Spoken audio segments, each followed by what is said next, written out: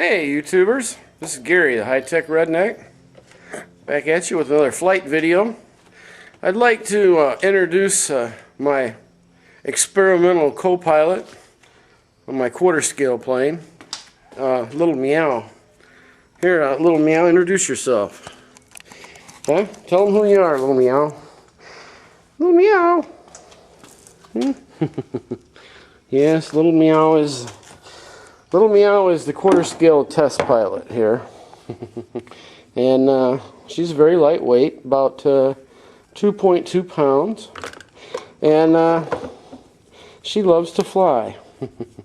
Yes, she does.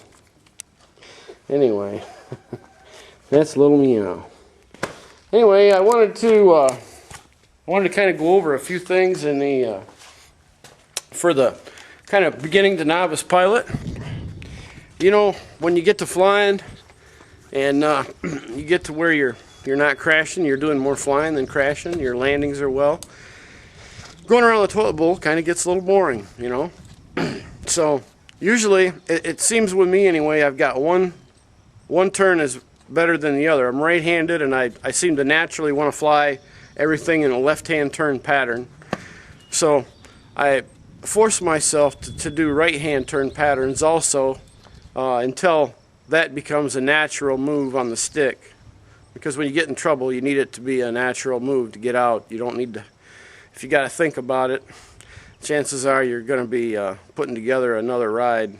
So practicing your unnatural turn is one thing to do, but then adding a stunt routine to your pattern with the next normal progression. What I would suggest you do is you practice it on the simulator and then add it to your flight pattern. And I would suggest the first stunt to be an inside loop, which is just a very simple stunt. It's accomplished by, depending on what plane you have. Some planes you don't have to go up and gain any altitude or dive down to start into it. Some planes you can just be flying half throttle in a maintenance straight altitude, and you can just punch full throttle and kick back on the elevator, and you got plenty of power to enter, complete, and exit the loop properly. But the way it's supposed to be done is give it a little up elevator, you gain a little altitude, kick some throttle up, gain peak, then head back down towards the earth, kind of in a dive-like pattern, kick that throttle way up.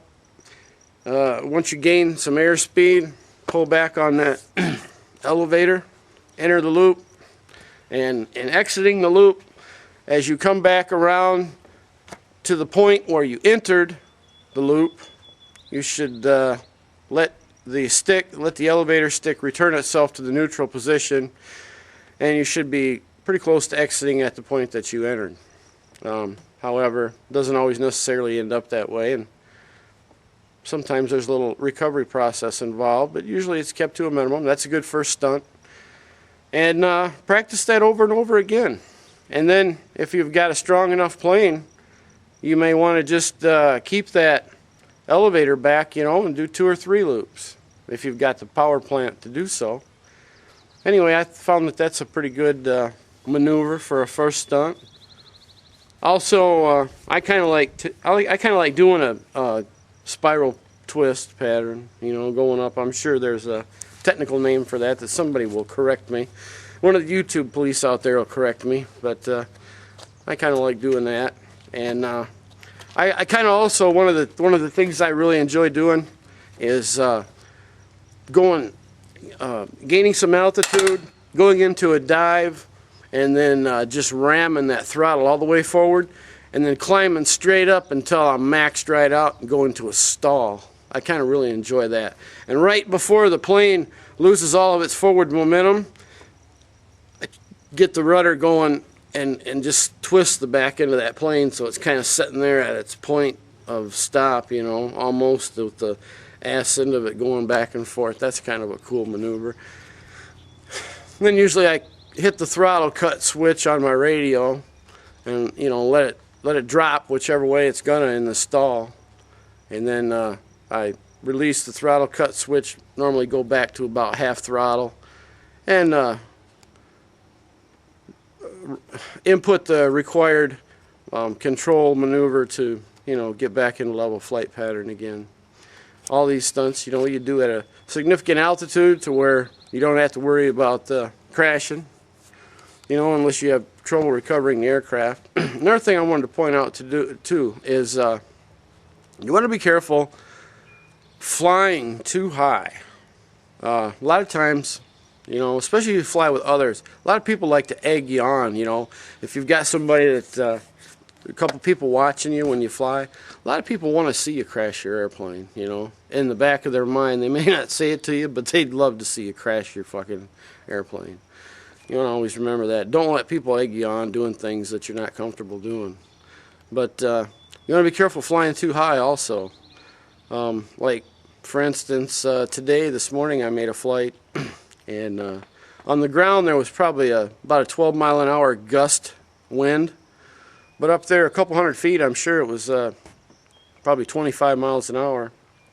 Because as I would go into my pattern on the approach back to me, the plane would virtually crawl, you know.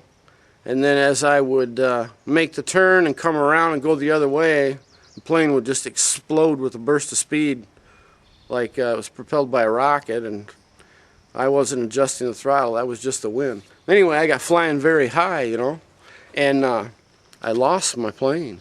I mean, it went out of sight, and I didn't know where in the hell it was. This has happened to me a couple of times. And the thing to do is try to remember the last position that you were in, and gentle, try to make, you know, you cut your throttle down to at least half. You know, you want to throttle way down, and input small inputs, and hopefully, you know, you can keep turning your plane in a pattern, and you'll be able to catch sight of it. As it turned out, I lost sight of my plane for a good 30-45 seconds, and I was starting to panic. And all of a sudden, you know, I caught the dot up there in the air, and that was it. And then I didn't know which way I was going. You know, I couldn't tell. It was so far away, I couldn't tell which direction the plane was going. So what I did was I inputted just a couple of turn maneuvers and stopped to see if the plane was going away from me, if the dot was getting smaller or larger. And once I could determine that, then I could kind of put in the proper input to make the dot become larger, you know, flying it back at me. Anyway, I managed to get it back and save it, you know, but it scared the piss out of me. 45 seconds with your plane being totally out of sight is a long damn time. It's enough time to where on a windy day, if it's flying downwind, it could be fucking gone and you may never find it, you know. So these are things to keep in mind. Anyway, I hear a little meow begging for another flight in the edge, quarter size. So we'll see. Anyway, I'll catch you later. Bye.